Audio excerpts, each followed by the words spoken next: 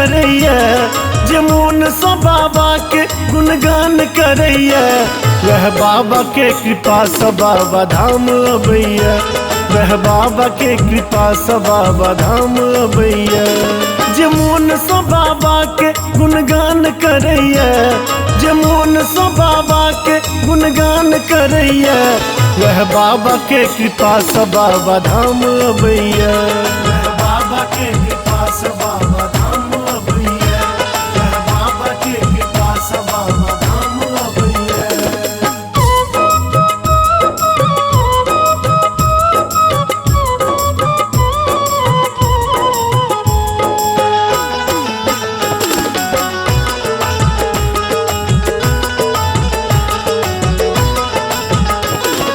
कियो आबे बस सँ त कियो रेलगाड़ी, कियो साप्ताहिक त कियो महीनवारी,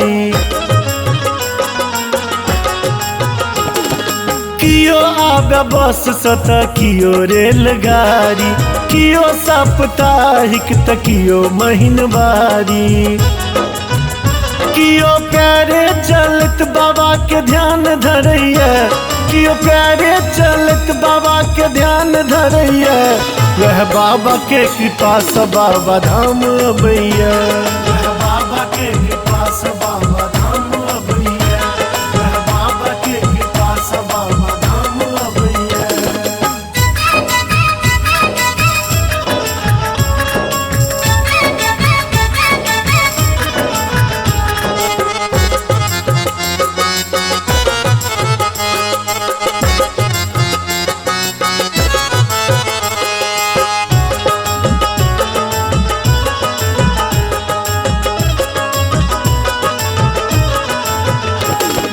कियो मास सावन त कियो माघ महीना, जकरा जे सुलभ होइया आबैया तहिना,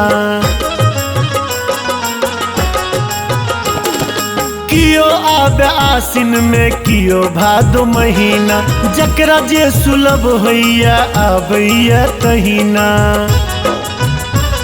जे कोनो विधि भोला के नाम जपैया, जे कोनो विधि भोला के नाम जपैया, वह बाबा के कृपा सँ बाबा धाम अबैया, वह बाबा के कृपा सँ बाबा धाम अबैया, वह बाबा के कृपा सँ बाबा धाम अबैया।